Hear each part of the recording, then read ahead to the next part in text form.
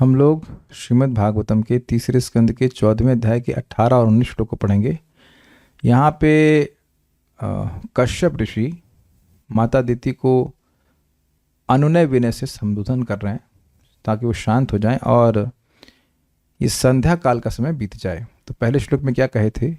एत एषते हम विधास्यामि प्रियं भीरु यदिच्छसि तस्याः कामं न कः कुर्यात् सिद्धिस्त्रैवर्ग्य कीयतः एषा ते हम विदास्यामि। ये जो आपकी इच्छा है मैं इसको जरूर, एषा ते हम विदास्यामि, जो आपकी इच्छा है मैं इसको जरूर पूरा करूंगा।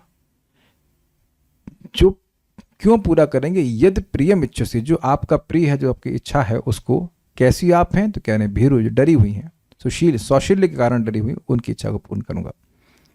क्यों करेंगे? कह रहे हैं तस्याः कामम न कः कुर्यात्, उस आपकी इच्छा को कौन व्यक्ति पूरा नहीं करेगा जो सिद्धिस्त्रैवर्ग्य कीयतः, जो पत्नी 3 प्रकार की सिद्धियों का कारण है, अर्थात धर्म, अर्थ और काम का उतना बड़ा लाभ देने वाली है अपने पति को, तो उसकी इच्छा को पूर्ण तो किया ही जाना चाहिए। इस आशय से वो कहते हैं।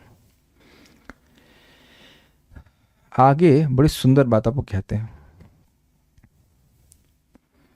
कह रहे हैं कि देखिए, न सिर्फ 3 जो पुरुषार्थ हैं वो साधन करने में स्त्री यानी पत्नी सहायता करती है, अपितु मतलब गृहस्थ की, लेकिन अन्य आश्रमों की सेवा करने में भी वह बहुत बड़ी सहायता करती है, यानी कि ब्रह्मचारी, वानप्रस्थ और सन्यास। तो इनकी सेवा करने से गृहस्थ को मुक्ति मिल जाती है। प्रमाण स्वयं चैतन्य महाप्रभु हैं। महाप्रभु से कुलीन ग्राम के गृहस्थों ने पूछा कि हम गृहस्थ लोग इस सब मोह माया में पड़े हुए हैं, कैसे हमारा उद्धार होगा? तो उन्हें 2 ही बात बताई, भगवान के नाम का उच्चारण और वैष्णवों की सेवा।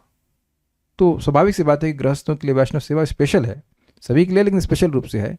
तो वो पत्नी की सहायता से सेवा करने में बहुत सुविधा होती है।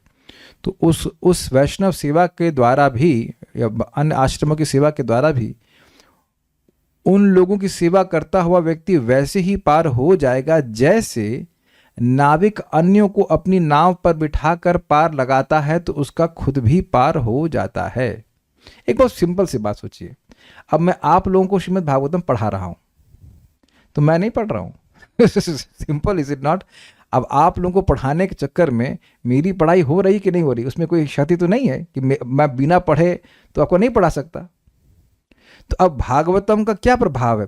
सुनने की इच्छा होने मात्र से व्यक्ति के हृदय में भगवान का प्रेम आने लगता है, तो पढ़ाने वाले के मन में नहीं आएगा। आप समझ गए होंगे कि आप दूसरे का कुछ बुरा कर रहे हैं तो अपने बुरा आएगा, दूसरे का भला कर रहे हैं, दूसरे का उद्धार करने का प्रयास कर रहे हैं तो आपका उद्धार तो सबसे पहले होने वाला है। It's very interesting. दूसरों का उद्धार करने के चक्कर में अपना उद्धार ऑटोमेटिक हो जाता है। समझने का प्रयास करें, नाविक दूसरों को पार कराने के चक्कर में है। आप लोग मायापुर गए हों या कहीं भी नदी पार करने जा रहे हैं तो वो नाविक बैठा ही रहता दूसरों को पार कराने के लिए, लेकिन क्या खुद उसकी नदी नहीं पार होती है? ये बात बहुत सिंपल लगती है, लेकिन हम ये मूर्खता करते हैं। हम समझ नहीं पाते कि हम केवल अपने उद्धार के चक्कर में ना पड़े। जब आप दूसरों के उद्धार के में भी सहायता करते हैं तो आपका उद्धार अपने आप होता है। जा रे देखो तारे कहो कृष्ण उपदेश, तो आप कृष्ण के बारे में बोलेंगे तो आपका खुद का उद्धार नहीं होगा। सिंपल सी बात है कि नहीं? तो कह रहे हैं कि हमको इस प्रकार से अन्य लोगों का सहायता करके गृहस्थ को स्वयं भी बहुत बड़ा लाभ प्राप्त होता है। तो इस बात को हम बोलते हैं सर्वाश्रमानुपादाय स्वाश्रमेण कलत्रवान्। सर्वाश्रमानुपादाय स्वाश्रमेण कलत्रवान्। व्यसनार्णवमत्येति जलयानैर्यथार्णवम्। व्यसनार्णवमत्येति जलयानैर्यथार्वणम्। सर्वाश्रमानुपादाय स्वाश्रमेण कलत्रवान्। सर्वाश्रमानुपादाय स्वाश्रमेण कलत्रवान्।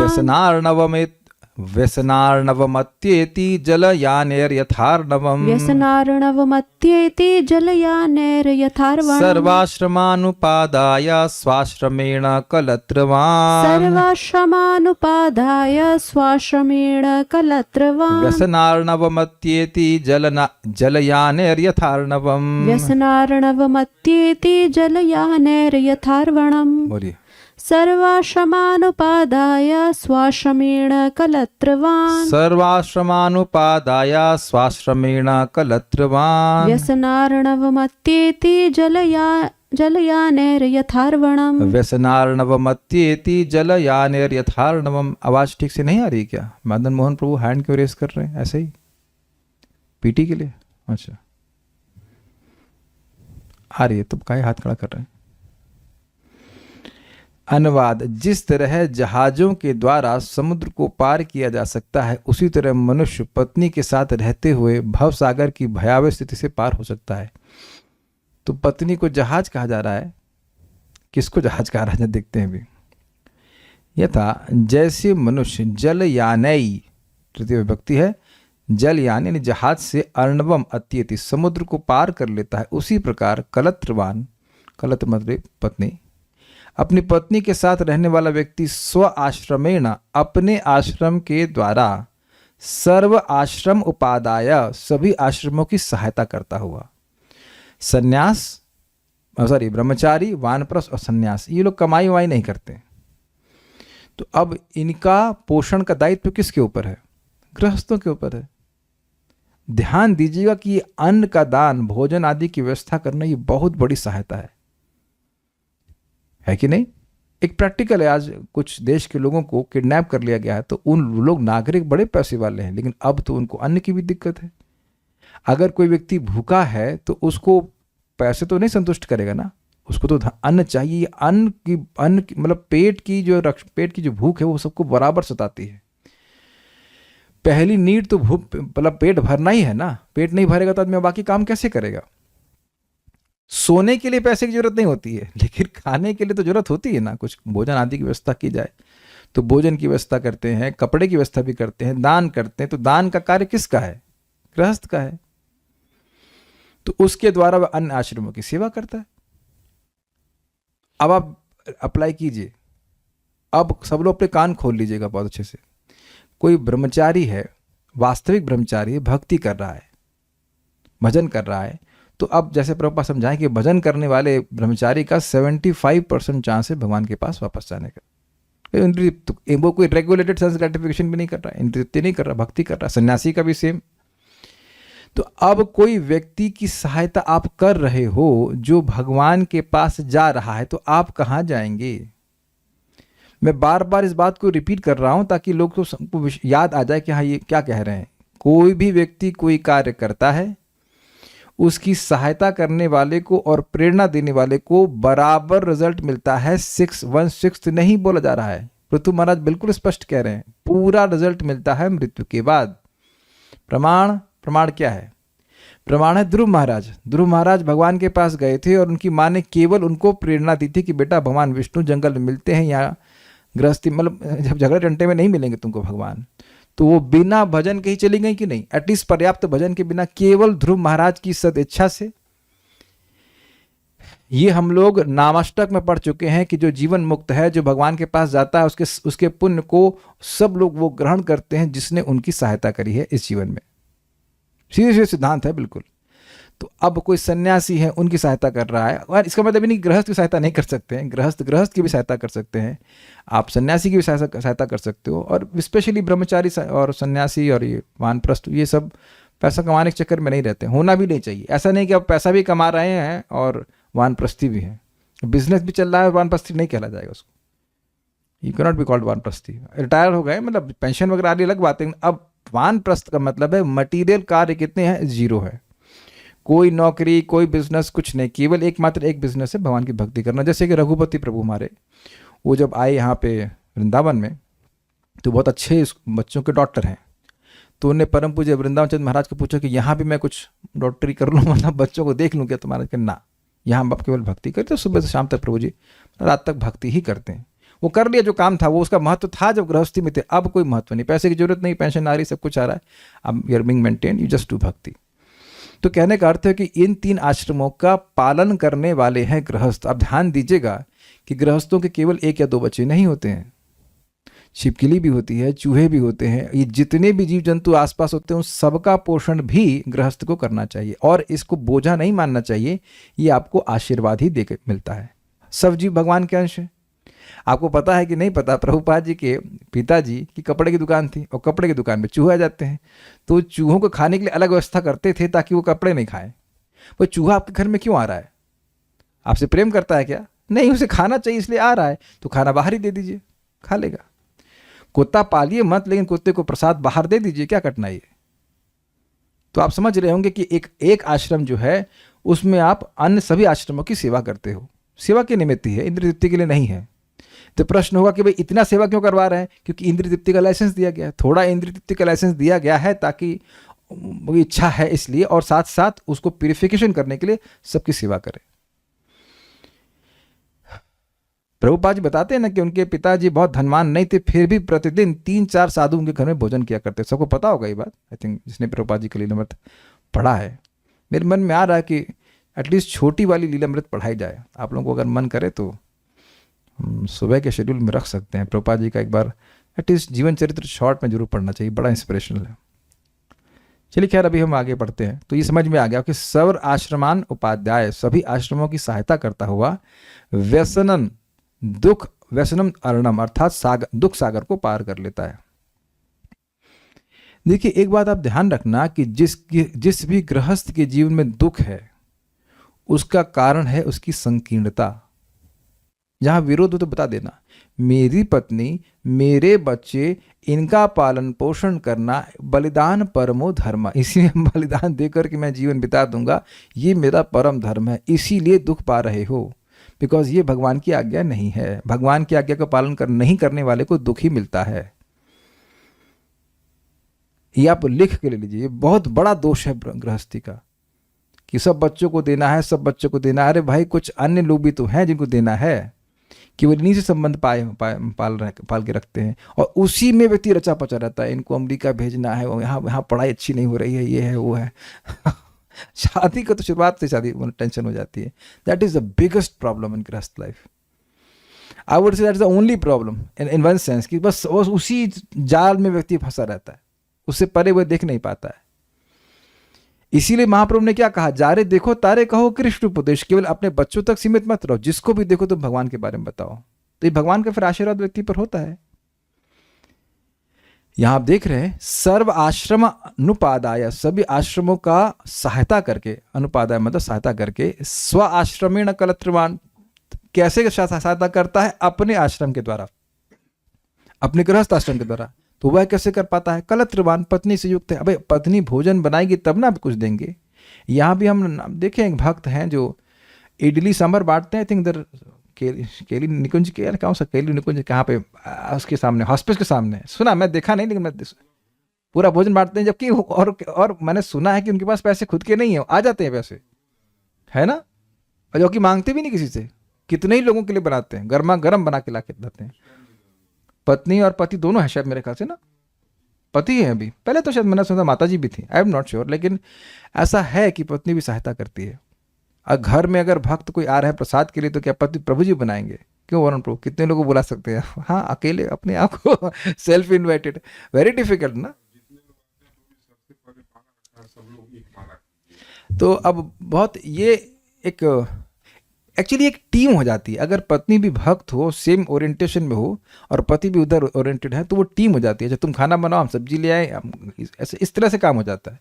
ये मेरा अनुभव है कि ब्रह्मचारी आश्रम में मान लो कुछ भोजन बना, तो जो प्लेट है वो सुबह रहेगी तो शाम तक रह ही जाएगी, जब तक गाली नहीं दी जाए कि भाई सफाई क्यों नहीं हो रही है, तब तक साफ नहीं करेंगे। हमने प्रैक्टिकल देखा, हम तो कोई मुझे काट ही नहीं सकता, हम इंचार्ज रह चुके हैं, देख चुके हैं। अगर वॉश बेसिन गंदा है तो अब बाहर से आदमी बुलाना पड़ेगा साफ करने के लिए, मैं खुद साफ करूंगा। वो हर व्यक्ति सोचता है तो गवर्नमेंट प्रॉपर्टी है, ये देखा जा रहा है, देखा गया, साफ कोई नहीं करेगा। या बेचारा कोई ब्रह्मचारी साफ भी कर रहा है, ये भी देखा हमने, बेचारा बाथरूम साफ कर रहा है, दूसरा आदमी चप्पल पहन के चला जाएगा, कोई इसको मतलब दर्द नहीं कि सफाई कर रहा है तो बेचारे को। इट्स जस्ट व्हाट, मैं देखिए ये सब फंडे हैं, मतलब ये सब हैं, ये सब सत्य है। हर आश्रम के कुछ पॉजिटिव है, कुछ नेगेटिव है, ये तो है। एक भक्त हमको बोले, हमारा रूममेट है, हम बुखार में पड़े, हमसे पूछा भी नहीं कि तुम कैसे हो। सुबह से शाम तक मैं लेटा हुआ हूँ और ये तक नहीं पूछ रहा है कि तुम कैसे हो। साधु जीवन ऐसे ही होता है भाई, जिनको ये पसंद आ रहा है तो वो स्वीकार कर सकते हैं। तो मैं खाली ये बोलना चाहता हूँ कि स्व आश्रमेण कलत्रवाण, ये एक गृहस्थ को बहुत बड़ी सुविधा दी गई है। पत्नी है, प्रभास बताते हैं, wife is sympathetic and it's a fact. Sympathetic समझते हैं, हाँ अरे थके हुए हैं प्रभु जी, थोड़ा सा पानी दे देती हूँ, गर्म पानी, ये नहीं करते हैं आप लोग, माता जी लोग? हो सब मना कर रहे हैं, कह रहे हैं हम लोग तो टीवी देखते हैं बस। नहीं नहीं, नेचुरली अकल, देखो वही बात है, भक्त बहुत ही अच्छा भक्त है, अच्छा व्यवहार कर रहा है, तो पत्नी का सहज मतलब ट्रेनिंग ही इसी प्रकार की होती है, वो होता ही इसी प्रकार से है। हम देखिए, हम यहाँ पे हिंदी में क्लास दे रहे हैं, हम ये वेस्टर्न ऑडियंस को क्लास नहीं दे रहे हैं। जहाँ एक माता जी, हम सामने की बात है, आई वट एवर, नाम नहीं रख रहे, मैं तो गोविंदा रेस्टोरेंट में खा के आ गई हूँ, तुम खा लेना अपने यहाँ। ये भाई, ये सिस्टम तो है ना, होता है ऐसा सिस्टम। मैंने तो माँ को कभी नहीं देखा ऐसा करते, impossible. She is always waiting for father to come and take prasad. तो कहने का मतलब है कि वह तो सुविधा में रह रहा है, उसके भोजन की पानी की व्यवस्था है, सबकी अच्छी से व्यवस्था होती है, और तो यानी कि वह तो कंफर्टेबल रह रहा है गृहस्थी में, लेकिन अन्य आश्रमों की सहायता कर रहा है, जो बेचारे तप में लगे हुए हैं तो उनकी सहायता कर रहा है। तो उसके द्वारा व्यसन अर्णवम अत्यति, व्यसन मतलब दुख के अर्णव को वो वैसे ही पार कर लेता है जैसे जल यानेर यथार्णवम, जैसे जल यान से व्यक्ति सागर को पार करता है। तो ये समझ नहीं आ रहा है कि जलयान कौन है। देखिए पॉइंट बहुत सिंपल है, वो यान जो है उसका गृहस्थ आश्रम है, जिसके द्वारा वह अन्यों को पार कर रहा है। गृहस्थ आश्रम is not only wife and husband. तो बड़ा सुंदर बात है कि ये जो सेल्फिश गृहस्थ आश्रम है, उस गृहमेधी आश्रम से कहा जाएगा, उसमें तो दुख ही दुख मिलेगा। जलयान का मतलब है कि उसमें एक नाविक है और उसके ऑब्वियसली असिस्टेंट भी हैं, जो अन्य लोग जिनको नाव चलाना नहीं आता है उनको वो पार कराने का कार्य कर रहा है। यानी कि आप समझिए, नाव का चप्पू चलाने का कार्य अन्य लोग नहीं कर सकते हैं। उसी प्रकार से जैसे कि ब्रह्मचारी, सन्यासी और वानप्रस्थी आदि वह सब पैसा कमाने का काम नहीं कर सकते हैं। आप ये देख ही रहे हैं कि एक दृष्टि से देखा जाए तो प्रोपोर्शन अधिक हो गया ना, 75% of the population is not earning money, वो स्पिरिचुअल कल्टिवेशन में ही लगे हैं। वानप्रस्थ means zero sense gratification, zero means zero, not 0.12, zero, तब वानप्रस्थ है, भक्ति कर रहा है। सन्यास का तो मतलब ही नहीं स्त्री संघ का, और ब्रह्मचारी का भी कोई मतलब नहीं। तो ये लोग केवल तपस्या में लगे हैं, ओनली स्पिरिचुअल, ये स्पिरिचुअल ऑर्डर है, ओनली स्पिरिचुअल कल्टिवेशन। तो अब इसमें सहायता कर रहा है तो इनका पुण्य भी इसके अकाउंट में जा रहा है। यद्यपि वह बड़े सुविधा से आराम से रह रहा है। उम्मीद है कि आप समझ गए होंगे बात। तो जलयान में नाविक और उसका क्रू कम होता है कि नहीं होता है? जो बैठने वाले होते हैं वो लोग अधिक होते हैं, और नाविक कम होते हैं कि नहीं होते हैं? तो आप समझ गए होंगे, तुलना बिल्कुल स्पष्ट है कि ये लोग अधिक हैं प्रपोर्शन में, और गृहस्थ आश्रम में जो लोग हैं उनकी सहायता करते। देखिए अब हम लोग तो खैर नहीं कर पाते इस बात को, लेकिन अब अगर हर गृहस्थ भोजन के पहले बाहर जाके बोले कोई भूखा है, तब क्या पूरे विश्व में कोई भूखा रह पाएगा? हम लोग के मन में डर क्या है? डर ये है कि अगर हम कोई बोलेंगे 5-6 आदमी खड़ा हो जाएगा तो हम ही भूखे रह जाएंगे। देखिए अगर सब लोग ऐसा कर रहे होते तो खड़े होने वाले कितने होते? आप ये स्वीकार करेंगे कि इस जगत में, भारत में, भिखारियों की संख्या जो घर वाले हैं उनसे कम है? या कोई विरोध है? कल्याण प्रभु कहेंगे ना, बहुत ज़्यादा भिखारी हैं, मान नहीं रहे बिल्कुल भी।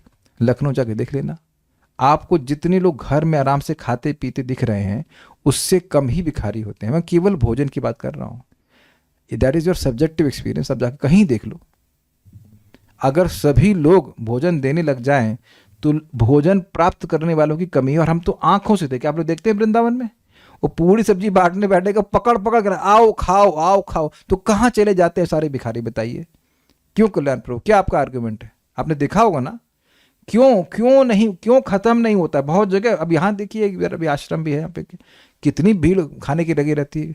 कोई वहाँ तो कोई दिक्कत नहीं। इधर हमने सुना है, हम प्रसाद की बात नहीं कर रहे, इधर एक बहुत बड़ा लंगर चलता है गोल्डन टेम्पल, हाँ वहाँ सबको अलाउड है। आप गरीब हो, कुछ ऐसा, आप भिखारी भी हैं, आप रोज आइए खाइए, कोई आपत्ति नहीं है। तब वहाँ कैसे दिक्कत नहीं हो रही? कितने सारे अन्य क्षेत्र चल रहे हैं, इधर गोकुल में भी चलता है, आपके इधर मलुक पीठ में भी चलता है। वहाँ तो मेरे ख्याल से गरीबों को कोई रोक नहीं है, सब लोग खाइए, सब लोग खाते हैं। तो खाने की हम बात करें तो लोग सहायता करते हैं। अभी हमारे एक भक्त, हम नाम नहीं रख रहा हूँ, लेकिन वो बता रहे थे कि कैसे शायद ऑलमोस्ट मतलब quite a big amount, 2 lakh या कैसा करके हुआ है, उस स्थान में देते हैं ताकि अन्न बटे। और खुद ये प्रभु भी यहाँ पे खा के आए। यहाँ पे कुछ एक गौड़े वैष्णव है जो 1 बजे प्रसादम पूरा फुल प्रसादम 5 स्वीट्स और ये और वो पता नहीं क्या खिलाते हैं, तो वो तो ब्रह्मचारी है बेचारी, वो कहाँ से पैसा लाएंगे? तो गृहस्थी दे रहे हैं ना, तो कुछ कैसे चल रहा है बताइए? तो हम खाली ये समझाना, हम क्यों बात सब करने लगे? हम ये समझा रहे थे कि अगर सभी लोग, अपने गृहस्थ लोग सब दान करने लग जाएं, सहायता करने लग जाएं, तो कोई भूखा रह ही नहीं सकता है, और उन सब के भजन का लाभ आपको मिलेगा। आप कितना भजन करोगे?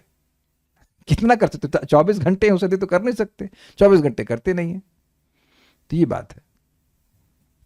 उम्मीद है कि आप इस जालयान का मतलब समझ रहे होंगे। यानी यान आपका है, समझिए आप, गृहस्थी आपकी है, सब सेटिंग करके रखे हुए हैं, सब कंफर्टेबली रह रहे हैं, और बाकी लोग जो अपना तपस्या कर रहे हैं उनकी तपस्या में सहायता कर दिए तो काम खत्म, उनकी पुण्य भी आपको मिल जाएगा। तो इस प्रकार से वे दुख से मुक्त हो जाता है।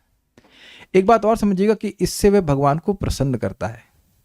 भगवान 2 बार इस बात को बोले हैं, 3 स्कंद में और 5वें स्कंद में, कि अग्नि भी मेरा मुख है। हमने सुना था जिम्म अग्नि, अग्नि भगवान की जिह्वा है जिससे वो आहुति को ग्रहण करते हैं, लेकिन भक्त के मुख से भी भगवान ग्रहण करते हैं, ये भी प्रसिद्ध बात है। तो भगवान कहते हैं कि जितना मुझे भक्तों के मुख से भोजन ग्रहण करने में अच्छा लगता है, उतना अग्नि के मुख से ग्रहण करना अच्छा नहीं लगता। कारण कि अग्नि के द्वारा जब मैं ग्रहण करता हूं तो मुझे भक्तों की संगति प्राप्त नहीं होती, ये बात है। तो भगवान के आशीर्वाद से व्यक्ति दुख से निवृत्त होता है। श्रीधरी, देखिए बात यह है कि अब आजकल अपने बच्चों को पढ़ाने में, सो कॉल्ड पढ़ाने में इतना पैसा खर्च कर देता है कि किसी के लिए 5 किलो चावल भी दान करने में व्यक्ति 100 बार सोचता है। हम एक व्यक्ति को जानते हैं जिनकी बच्ची अभी 10th में भी नहीं है, मेरे ख्याल से 8वीं में होगी। 17,000 रुपए पर मंथ केवल पढ़ाई का खर्चा एक लड़की का। कितना किलो चावल आ जाएगा? चल रहा है 60 रुपए किलो। और पढ़ाई रत्ती भर की भी नहीं, क्योंकि पढ़ाई का मतलब क्या होता है? जिससे मोक्ष प्राप्त की शिक्षा प्राप्त हो, वो तो होती नहीं, ना मम्मी को पता है ना पापा को पता है। MS वर्ड में राइट जस्टिफिकेशन क्या होता है, इसमें 90% लेके आ जाओ पता करके, ये है पढ़ाई। हम एक एक व्यक्ति को स्मरण करके हमें बड़ा दुख होता है कि लाखों करोड़ों रुपए कमा रहे हैं। क्या होता है वो? टेस्ला की कार कितने रुपए की आती होगी? बहुत महंगी। हम तो कोई पूछा नहीं, खरीद नहीं तो पूछना क्या।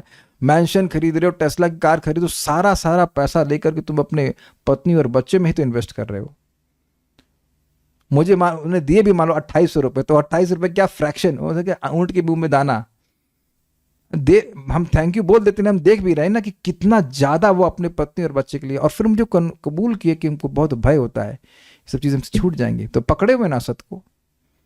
तो पत्नी होनी चाहिए, बच्चे होने चाहिए, सब ठीक है, लेकिन उसी को पकड़े रहेंगे तो दुख में ही रहेंगे। ये प्रैक्टिकल दिख रहा है, प्रैक्टिकल भय भय भय बना रहता है, क्योंकि भगवान का आशीर्वाद नहीं मिलता है ऐसे व्यक्ति को। श्रीधरी, गृहस्थ सभी आश्रमों को अन्न आदि प्रदान करके उनके भूख जन्य पीड़ा को दूर करके स्वयं भी इस दुखमय संसार से उसी तरह पार हो जाता है जैसे कोई जलयान के द्वारा सागर को पार कर लेता है। इसी अर्थ को उन्होंने इस श्लोक में कहा। ये बड़ी सुंदर बात है। एक बात आप लिख लीजिए, पता भी होगा वैसे तो, इन गिविंग वी रिसीव। अगर हमने किसी की भूख को शांत किया है तो आप जिंदगी में कभी भूखे नहीं रह सकते।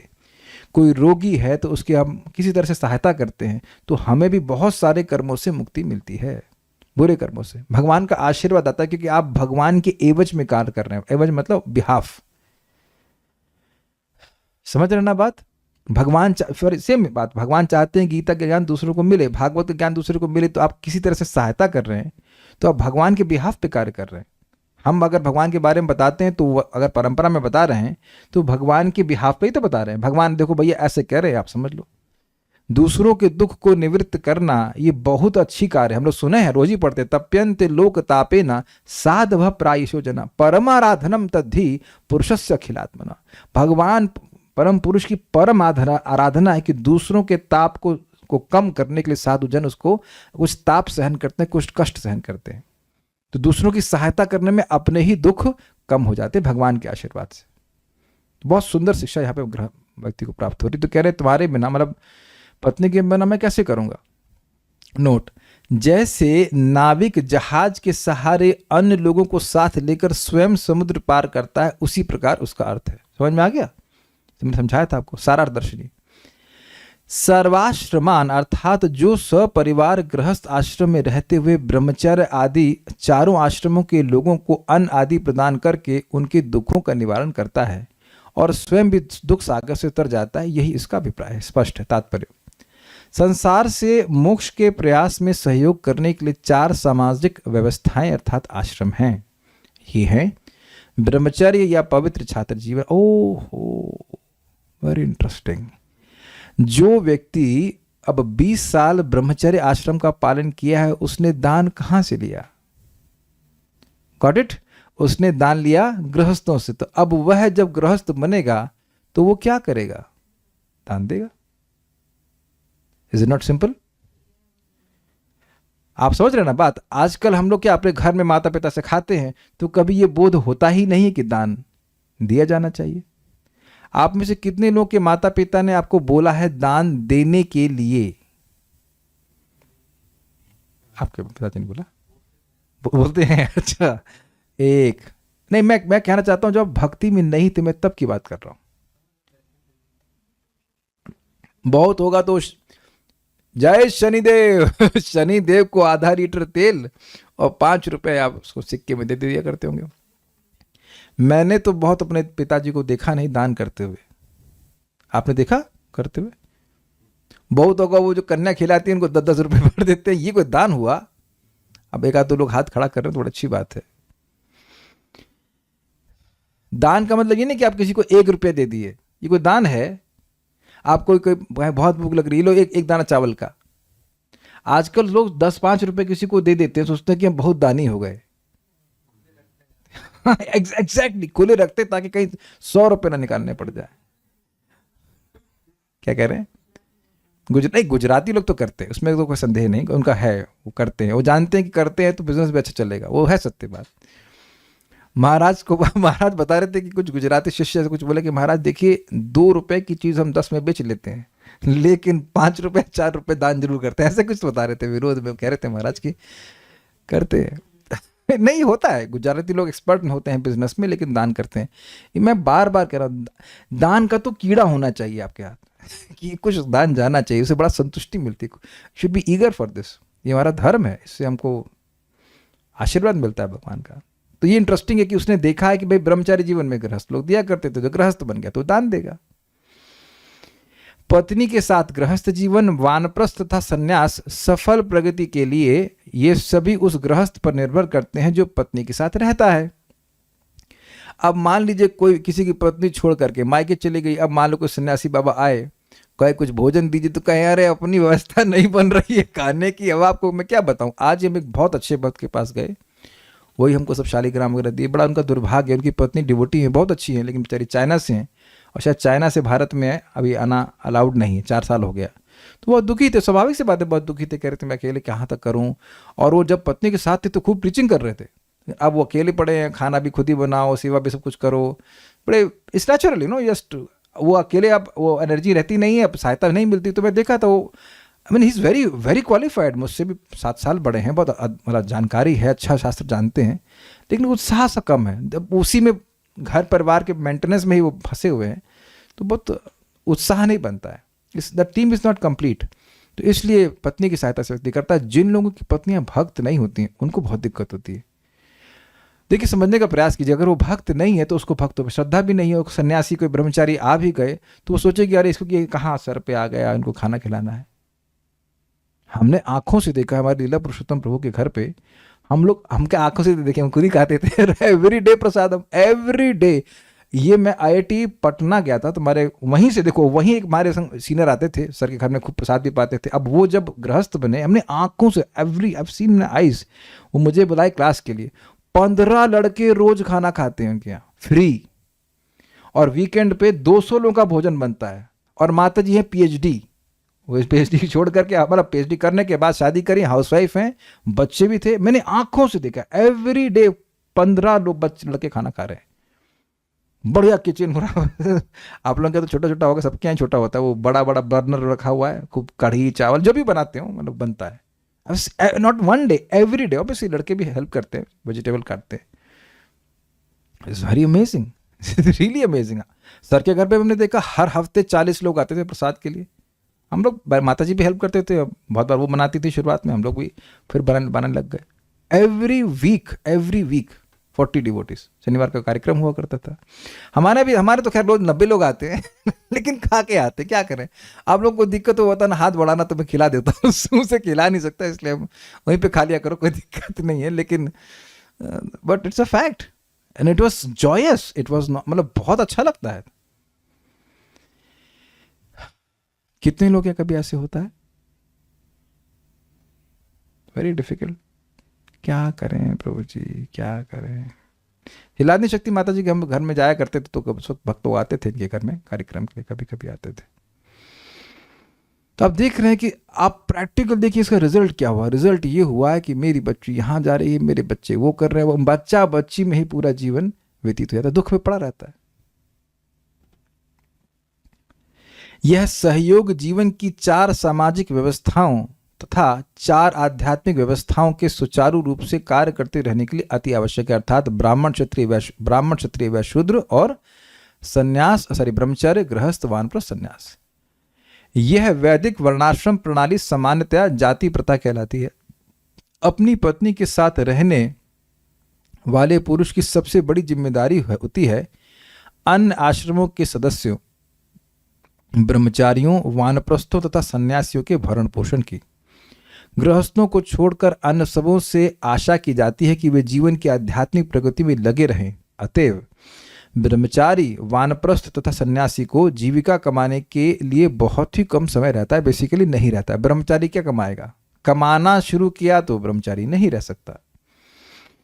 ये नहीं कि वो शेयर्स में पैसा लगा रहे हैं और स्टॉक्स में पैसा लगा रहा करे हम ब्रह्मचारी हैं, हम महात्यागी हैं। तो क्या त्यागी तुम के ये ऐसा नहीं है। इसलिए वे गृहस्थों से भिक्षा एकत्र करते हैं और इस तरह से जीवन की न्यूनतम आवश्यकताओं की पूर्ति करते हैं और आध्यात्मिक ज्ञान का अनुशीलन करते हैं। समाज के अन्य 3 वर्गों को आध्यात्मिक मूल्यों का अनुशीलन करने में सहायता करके गृहस्थ भी आध्यात्मिक जीवन में प्रगति करता है। एक प्रगति तो यह हुई कि वह अब केवल अपने परिवार की चिंता नहीं करता। एक बात आप हमेशा ध्यान देना और तुलना करना कि हम अपने परिवार के लिए, अपने बच्चों के लिए कितनी महंगी महंगी चीजें लाते हैं, यद्यपि उनको आवश्यकता भी नहीं होती है। कोई विरोध है इस संबंध में? उसकी तुलना में कितना दान दे रहे हैं, कितनी सहायता कर रहे हैं, जरा विचार कीजिएगा। आप ये मत कहना कि मैं 500 रुपये महीना में देती हूँ या 1000 रुपये देती हूँ, या मैं देती हूँ मतलब देती हूँ या देता हूँ, ऐसा नॉट अगेंस्ट माता जी। लेकिन आप अपने घर में ही, मैं बहुत कठोर बोलने वाला हूँ, घर में कितना कबाड़ इकट्ठा किए हैं गृहस्थों, जरा चेक कीजिएगा। हमारे यहाँ तो जब मौका मिलता है तो महा क्लीनिंग चालू होती है। जो आवश्यक नहीं बाहर निकालो, जो आवश्यक नहीं, जिस किसी को आवश्यकता है वो दे दो। उस पर भी और आ जाता है, वो बगल में पड़ोसन, वो घर छोड़ के चलेंगे, सारा बर्तन हमको देंगे, फिर हम लोग जाओ किसी गरीब को दे के आओ। क्या करना? Just keeps coming. आप देखो अपने जीवन में। मैं नाम नहीं रख रहा हूँ, मैं नाम रखता हूँ, अच्छी बात है। हमारे मामी जी के पिताजी वो बहुत अच्छे होम्योपैथ के डॉक्टर थे। अब तो बहुत समय हो गया शरीर छोड़े हुए। तो उनके 2 अस्पताल थे, मतलब क्लिनिक कह लीजिए। एक उनके घर में था जहाँ शायद 200 रुपये चार्ज करते थे, जो भी था, और वहाँ भी भीड़ थी। और एक जो था उनका कैंसर अस्पताल था जहाँ पे कोई चार्ज नहीं करते थे।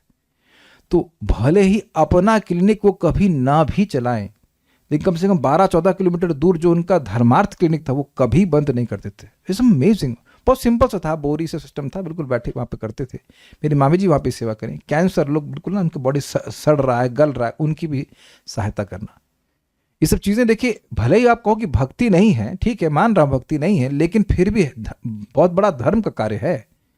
केवल अपनी संकीर्ण सोच में नहीं व्यक्ति को जीना चाहिए। और घर पूरा समृद्ध रहा, सारे लोग सब सेटल भी हैं, ऐसे कोई दिक्कत नहीं है। मैं बार बार रिपीट कर रहा हूं कि जब दूसरों को हम सहायता करते हैं तो भगवान का असीमित आशीर्वाद हम पर होता है। आपके वो जो क्या अपना घर के लोग हैं, उनके पास भी बहुत पर्याप्त मात्रा में डोनेशन आता है। पागलों को वो सहायता करते हैं। कोई रास्ते में पागल घूम रहा है, उसको उठा लाया, उसको ठीक किया, यद्यपि कभी कभी वो पिटाई भी कर देता है सहायता करने वाले की, फिर भी सहायता करते हैं। Amazing life. This is miserable life, जिसमें हमें अब बस अपने ही परिवार में एक कूप मंडू की तरह एक बार मार के उनका ध्यान का चिंता करते करते मर जाए। Very bad life. परोपकार का जीवन होना चाहिए।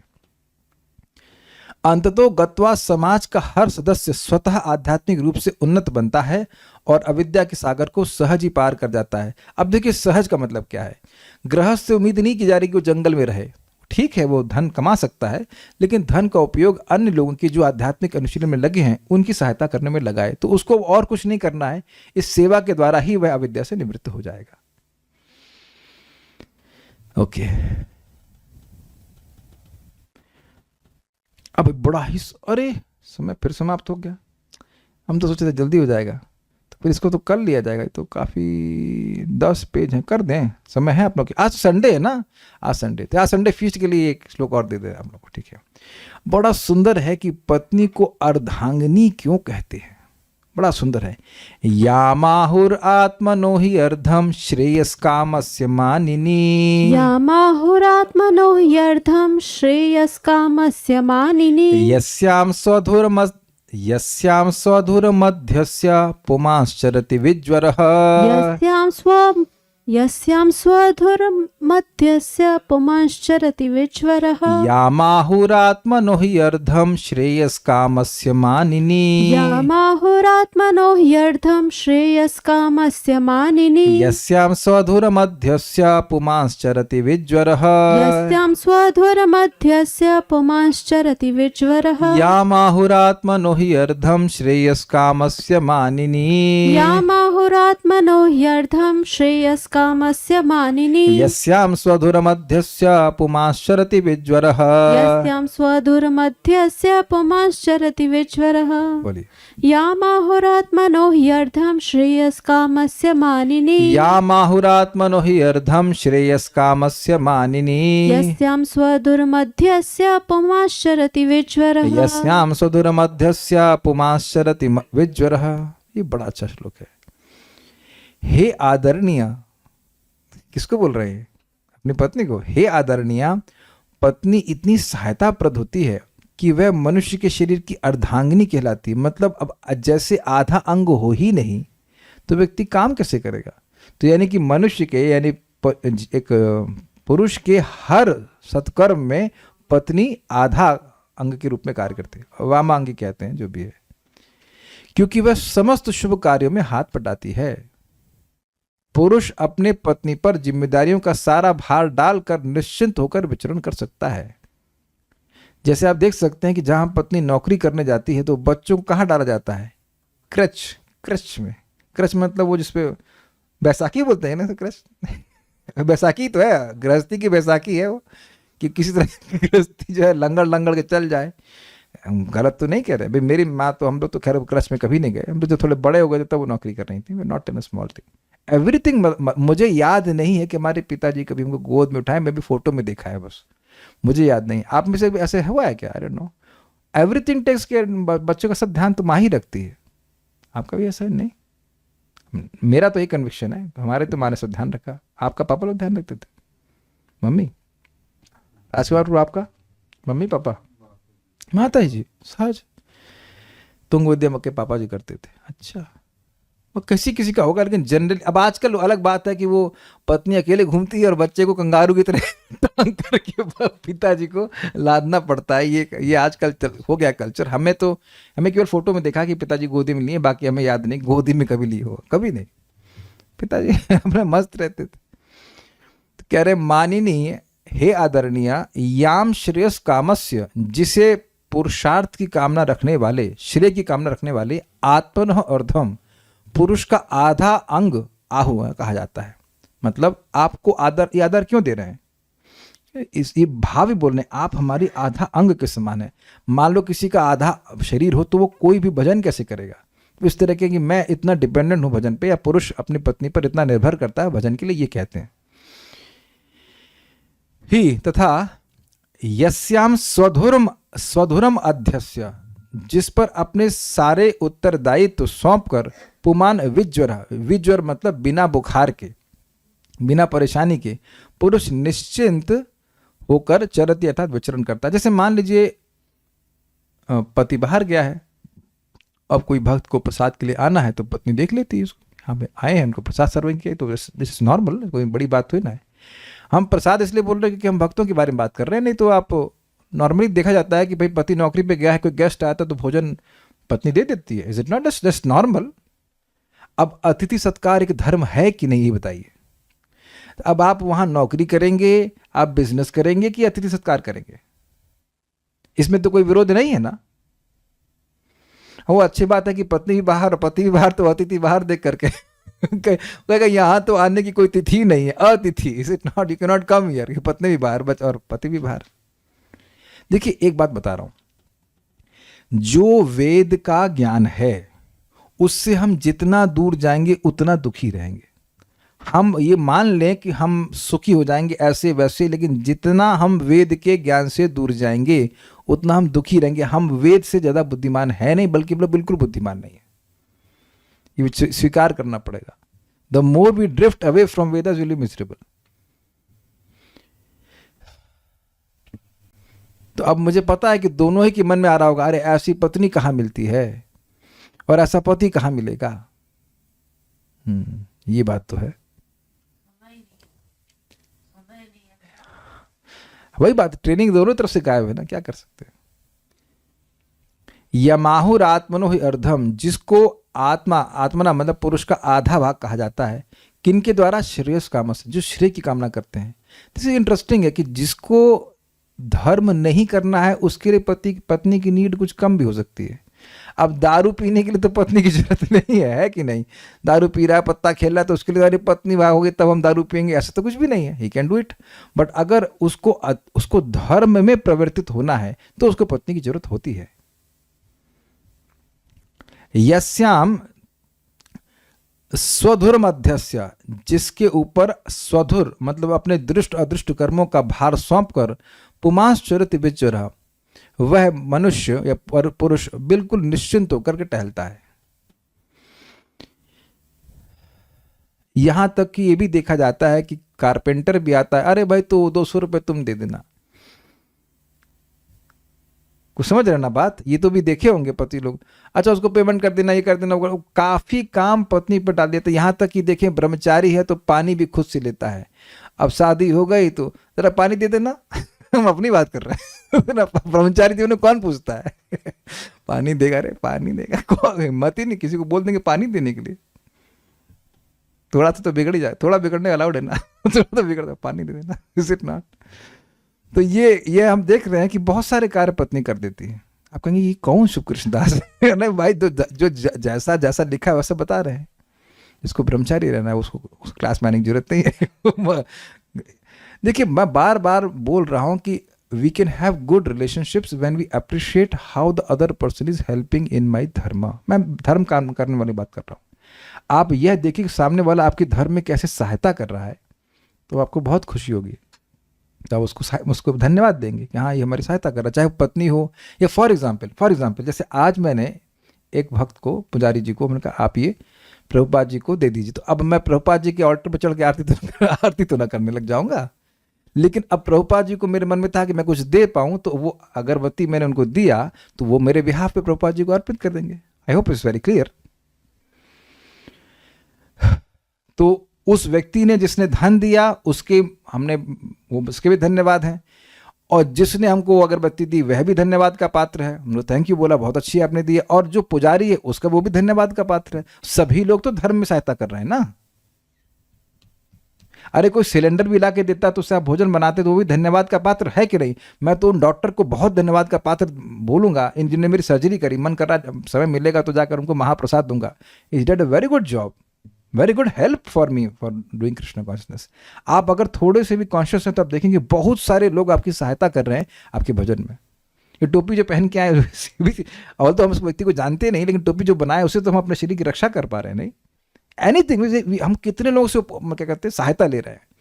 तो उसी तरह से पत्नी भी सहायता कर रही है। महाराज बड़ा अच्छा बोलते हैं, बहुत अच्छा टॉन्ट कटाक्ष कर रहे हैं।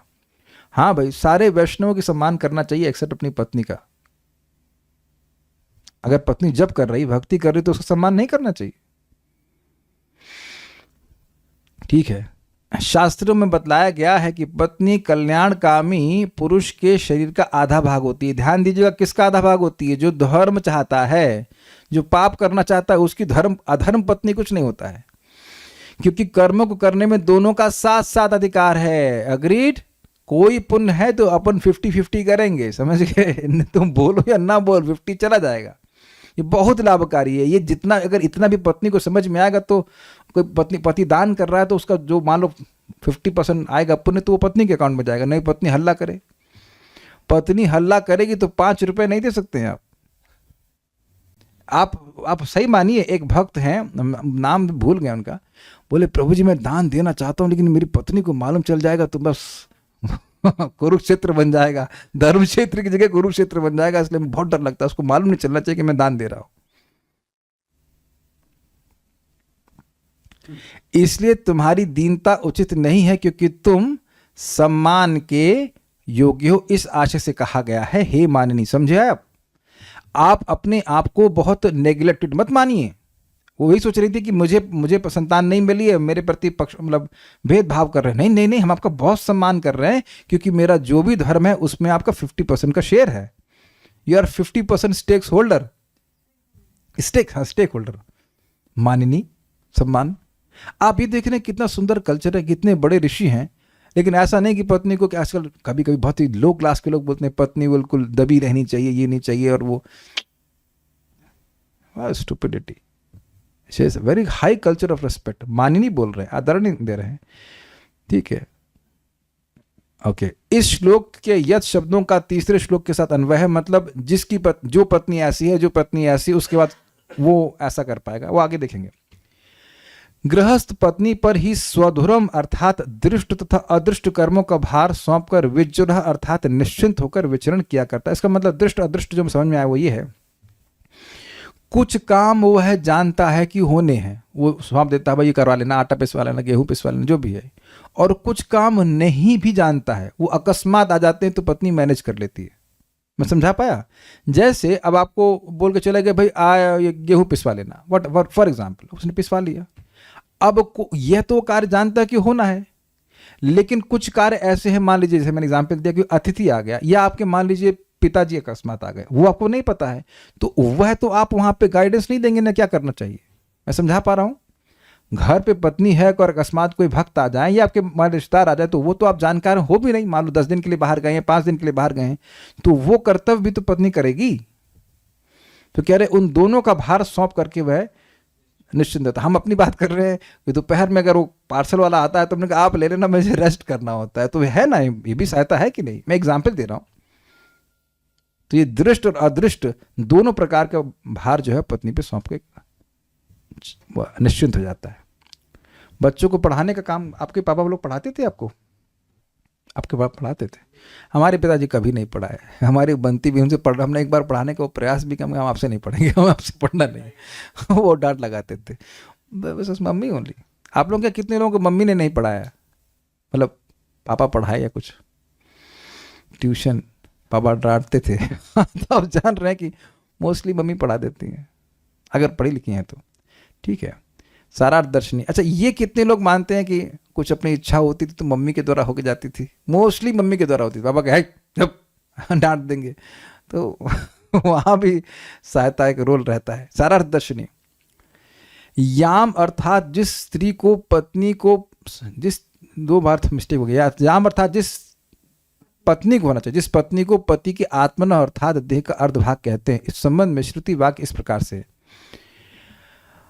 अर्धो वा एषा यत पत्नी, यह पत्नी पति के देह की आधी भाग अर्थात अर्धांगिनी है, जिसे पुरुष अपने स्वधर्म अर्थात दृष्टादृष्ट अर्थात समस्त वर्तमान तथा भविष्यत कर्मों के भार को सौंपकर निश्चिंत विचरण करता है। तात्पर्य, वैदिक आदेशानुसार पत्नी को पुरुष के शरीर की अर्धांगिनी माना जाता है क्योंकि वह पति के आधे कार्यों को संपन्न करने के लिए उत्तरदायी मानी जाती है। पारिवारिक पुरुष हर पर 5 प्रकार के यज्ञ, जिन्हें पंच यज्ञ कहते हैं, संपन्न करने का भार रहता है, जिससे उसे सभी प्रकार के पाप कर्मों के फलों से छुटकारा मिल सके जो उसकी अपनी दिनचर्या के दौरान हो जाते हैं।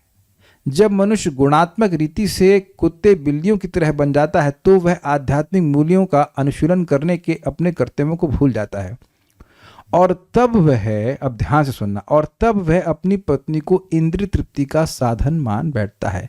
अब प्रभुपाद समझा रहे हैं कि आजकल तलाक क्यों बढ़ रहे हैं। तलाक डाइवोर्स क्यों बढ़ रहे हैं? बहुत अच्छा प्रसंग है, ध्यान सुनिएगा। जब पत्नी को इंद्रिय तृप्ति का साधन माना जाता है तो उसके पीछे व्यक्तिगत सौंदर्य मुख्य उपादान रहता है, और जैसे ही व्यक्तिगत इंद्रिय तृप्ति में कोई अवरोध आता है तो संबंधों में व्यवधान या तलाक हो जाता है। किंतु जब पति पत्नी पारस्परिक सहयोग द्वारा आध्यात्मिक प्रगति को लक्ष्य बनाते हैं तो व्यक्तिक सौंदर्य यानी पर्सनल ब्यूटी या तथाकथित प्रेम में व्यवधान पर ध्यान नहीं दिया जाता। भौतिक जगत में प्रेम का प्रश्न ही नहीं उठता। विवाह तो वास्तव में कर्तव्य है जिससे आध्यात्मिक प्रगति के लिए प्रमाणिक शास्त्रों के निर्देशानुसार पारस्परिक सहयोग में संपन्न किया जाता है। अतएव कुत्तों तथा बिल्लियों के जीवन से बचने के लिए विवाह आवश्यक है, क्योंकि कुत्ते बिल्ली आध्यात्मिक प्रबुद्धता के लिए नहीं है। उम्मीद है कि समझ में आएगा। कुछ बातें मैं कहूंगा। देखिए, बड़ी जबरदस्त प्रभुपाद ने बात कही है। प्रभुपाद व्याख्या कर रहे हैं किस चीज की? श्रेयस कामस्य, जो श्रेय की कामना करता है। श्रेय मतलब जो भविष्य में कोई महान लाभ उसको मिले, उसकी कामना करता है। उसके लिए पत्नी अर्धांगिनी है। अर्धांगिनी का मतलब क्या हुआ? आपका आधा अंग, तो आधे अंग को आप काट सकते हो क्या? कि आधे अंग के आप पर प्रहार कर सकते हैं? तो ये बात आप पहले विचार कीजिए कि जिससे, अब हम माता जी को बोल रहे हैं कि जिससे आप शादी करना चाहती हैं या प्लानिंग है, उसमें आपका सीवी लगा के उसने दिया है कि मैं श्रेय की कामना करना चाहता हूं, मैं रोज 16 माला जप करना चाहता हूं, मैं केवल प्रसाद ग्रहण करना चाहता हूं। जब ये देखा ही नहीं तो फिर आप क्यों कहते हैं कि वो प्रताड़ना कर रहा है? अब आप ये कह सकते हैं हमको भक्ति के बारे में नहीं पता था, वो ठीक है, what is that, ignorance is no excuse. लेकिन अब तो समझ में आ रहा है ना। आप उस व्यक्ति को एक तरह से दोष इसलिए नहीं दे सकते क्योंकि वो प्रेयस कामा है, वो केवल इंद्रिय तृप्ति चाहता है। और ये बात मैं फिर रिपीट कर रहा हूं, इंद्रिय तृप्ति दुख का निर्माण करती है। ये हम n number of time repeat कर रहे हैं। जब भी किसी भी संबंध में इंद्रिय तृप्ति केंद्र में होगी तो वो दुखी बनेगा। कोई व्यक्ति हमेशा सुंदर रह नहीं सकता है, और उस सुंदर, पहली बात तो सुंदरता है नहीं। कोई भी सुंदर स्त्री हो या कोई भी सुंदर पुरुष हो, उसका शरीर अंदर से क्या है? और इस देह में क्या रखा है, मल और मूत्र भरा रखा है। ये शायरी आप समझ लीजिएगा, है कि नहीं? तो उससे कैसे कोई संतुष्ट हो सकता है? नहीं हो सकता है। लेकिन ये प्रैक्टिकल आप सब गृहस्थ भक्त स्पेशली देख रहे हैं कि शाम को कथा सुनते हैं, मन कितना प्रसन्न हो जाता है। कोई झगड़ा हो रहा है कि आज टीवी पे सीरियल कौन आएगा, इस समय न्यूज़ चलेगी कि चैनल चलेगा कि म्यूजिक चलेगा, व्हाटएवर। मैं अपना अनुभव बता रहा हूँ। सर्जरी के 3 दिन मेरे को केवल जब कर पा रहा था, क्लास नहीं दे पा रहा था, करें कि दिमाग खराब हो रहा था। और तीसरे दिन मैं उनको बोला मेरे पास बताइए, मुझे बहुत गुस्सा हो रहा है, मुझे चिड़ मच रही। नॉट फ्रॉम हर, मैं अंदर से ही परेशान हो गया था। ये जो कथा है ना, एकदम व्यक्ति को, मन को शांत कर देती, खुश हो जाता है व्यक्ति। ये स्पष्ट है। आप अभी आश्चर्य कर रहे थे कि प्रभु जी क्या हो गया, क्यों गुस्सा कर रहे हैं? इनकी कोई गलती नहीं थी। She was very helpful all through the surgery, पूरे सेवा कर रहे थे कि कोई, मैंने कहा अभी आप दूर रहिए, मेरा खुद का चित्त डिस्टर्ब हो रहा है। तो मैं सोच रहा था, जब 3 दिन गिन के 3 दिन था ना, 24, 25, 26, 27 को हमने क्लास शुरू कर दिया था। 3 दिन में मैं इतना फ्रस्ट्रेट हो गया, जो 30 दिन नहीं सुनते उनकी क्या हालत होगी। वही आएगा ऑफिस से, आएगा घर घर घर चिल्लाएगा, चीखेगा, वो क्या करेगा बताइए।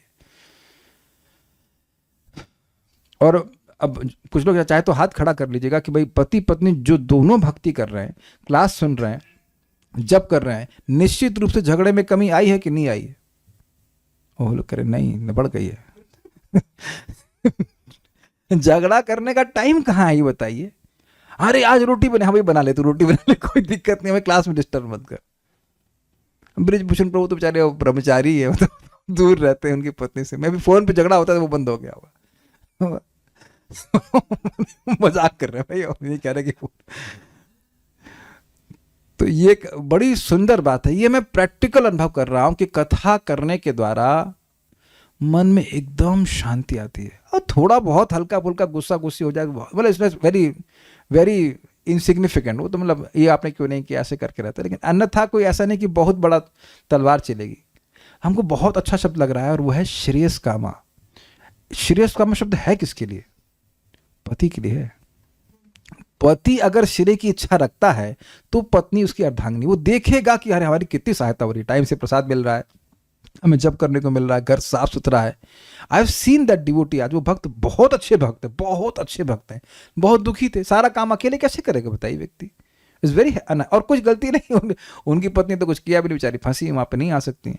वो जब बता रहे थे इंडोनेशिया में गए दोनों लोग, तो दोनों लोग प्रीचिंग कर रहे हैं, दे वर एंथुसियास्टिक, गीता भगवद गीता का वितरण कर रहे हैं लाइक दैट।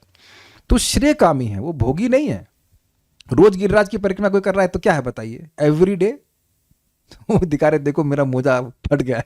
अच्छा अच्छा, every day, just imagine every day Govardhan परिक्रमा। जब मैं सुबह आज गया था उनके पास 7:30 तक, वो 32 माला जब कर चुके थे। तो आप ये तो नहीं कह सकते कि वो प्रिय काम है, बिल्कुल नहीं, लेकिन एक उत्साह व्यक्ति का कम हो जाता है ना, ये बात है, जनरली बोल रहा हूँ। तो ये एक बहुत बड़ी बात है। तो अब किसी को, हम भक्तों की जिनकी शादी नहीं हुई उनको बोल रहा हूँ, शादी करने से पहले चेक कर लेना कि क्या व्यक्ति श्रेय कामा है। अगर श्रेय कामा नहीं है तो आप अर्धांगिनी हुई ही नहीं कभी। कुछ समझ पा रहे हैं मैं क्या कह रहा हूं माता जी लोग? यू हैव नेवर, वो अर्धांगिनी आपको कभी माना ही नहीं। वो क्या माना है? वो माना है इंद्रिय तृप्ति का साधन। और कुछ समय के बाद हमको देखे, हम स्पष्ट बोल रहे हैं, क्योंकि ब्रह्मचारी जीवन में भी हमको ऐसे फीडबैक आते थे। एक पत्नी भक्त है, भक्त थी, उनके पति भक्त नहीं थे, तो बिल्कुल स्पष्ट बोली। कुछ समय के बाद पति अपनी पत्नी से बोर हो जाता है, और फिर उसने फोटो दिखाएं कैसे उसका पति अन्य स्त्रियों के पास जा रहा है। तो क्यों भाई, वो तुम चेक करी थी कि श्रेय कामा है, वो तो प्रिय कामा है। एक पुरुष जो भोगी पुरुष है वो कभी एक स्त्री से संतुष्ट, अरे इंद्रिय तृप्ति से कोई व्यक्ति ना तो संतुष्ट हुआ है ना कभी होगा, कभी नहीं हो सकता। तो गलती तो कहीं ना कहीं आपकी खुद की है ना, कि ऐसे व्यक्ति की से शादी कर रहे हैं जो श्रेय कामा है ही नहीं। जो भजन करने में लगा है वो अब गलत आचरण में जाने में उसको बिल्कुल खराब लगेगा। वो सोचेगा ही क्यों उस तरफ जाने के लिए, भक्ति में आगे बढ़ना चाहेगा ना। हमको बहुत अच्छा लगा, इज अ वेरी की पॉइंट कि अर्धांगिनी तभी है उसी व्यक्ति के लिए जो व्यक्ति श्रेय चाहता है, जो धर्म करना चाहता है। आप देखो भगवान राम तो खैर भगवान है, लेकिन कितना आदर्श स्थापित कर रहे हैं कि माता सीता चली गई हैं तो अब यज्ञ करने के लिए दूसरी पत्नी नहीं स्वीकार की, उनकी मूर्ति बनाकर यज्ञ करवा रहे हैं। कितना अमेजिंग है। हाँ, तो पॉइंट ये है ना कि वो पति में भी वो गुण होना चाहिए, अन्यथा आप ब्लेम मत कीजिए। बुरा नहीं मानेगा, अगर कुत्ते से शादी करेंगे तो बिल्ली ही बनना पड़ेगा, है ना, कुत्ते बिल्ली बोले ना, वैसे कुत्ते बिल्ली की शादी नहीं होती, लेकिन मतलब जैसे कुत्ते वाली चेतना वाले व्यक्ति से शादी कर रहे हैं तो फिर बिल्ली को और कुछ बनना पड़े, कुत्ते बिल्ली की झगड़ा होता है। ओहो, अच्छा अच्छा अच्छा, कुत्ते बिल्ली का झगड़ा होता है इसलिए बोल रहे हैं। ओह, आई अंडरस्टैंड नाउ। ये है जनरली जहां तक मैं समझ रहा हूं कि यही बात, बहुत झगड़ा इस बात पे होता है कि सही कौन है। क्या मैं सही बोल रहा हूं? पति पत्नी में आजकल झगड़ा इस बात पे होता है कि सही कौन है। और अगर दोनों ही लोग मान जाएं कि शास्त्र सही है, तब कितना अमेजिंग बात है ना। अब चक्कर क्या कि जब दोनों में से कोई एक भी व्यक्ति शास्त्र को नहीं सुनेगा तो फिर वही सही है। Is it not? फिर वही सही है, शास्त्र सुन नहीं रहा है तो सही है। मान लो इसी बात पर झगड़ा है, ये क्या आप सुबह 4 बजे उठ जाते हैं? तो 4 बजे पति किसकी आज्ञा से उठ रहा है? पत्नी की आज्ञा से नहीं, शास्त्र आज्ञा से। This is very very nice. तो बहुत बहुत बड़े शिक्षा हमको प्राप्त हुई, और तो मैं समझ नहीं रहा हूँ कि और कुछ हमको यहाँ पे मिला था। बाकी तो बातें बड़ा स्पष्ट है। हाँ, एक इंटरेस्टिंग बात है कि विवाह भी एक कर्तव्य है जिससे व्यक्ति आगे आध्यात्मिक जीवन में प्रगति करे। So will stop here now. Very very nice purpose bye Srila Prabhupada. Srila Prabhupada की जय, श्रीमद् भागवतम की जय, निताय गौर प्रेमानंदे। एक बात मैं जरूर कहना चाहता हूँ, कई बार पत्नियां रंज हो जाती हैं कि सारा धर्म हमारे लिए। नहीं नहीं, दोनों के लिए है, दोनों के लिए। जैसे अब ट्रेन की पटरी में होती है, 2 चक्के पे चलती है, तो एक पहिए को अपने, क्या कहेंगे उसको, अपने रेल पे चलना होता है, दूसरे को अपने रेल पे चलना होता है ना। पटरी, सॉरी, हाँ, पटरी की रेल होती है ना 2, तो वो पहिया होता है, तू तो चल नहीं रहा, नहीं, दोनों साथ चलते हैं और दोनों पटरी पे ही चलते हैं, तब गाड़ी आगे बढ़ती है। हाँ, एक भी डिरेल होगा तो दिक्कत हो जाएगी, ये बात है। अब कहेंगे प्रभु जी अब तो हमने शादी कर ली तो अब निभाइए, जैसे चल रहा है चलाइए। एक गाड़ी मान लो पंचर भी है तो कोई बात नहीं, गाड़ी बढ़ाई क्या कर सकते हैं, उसका कुछ नहीं कर सकते। Like that. So stop now.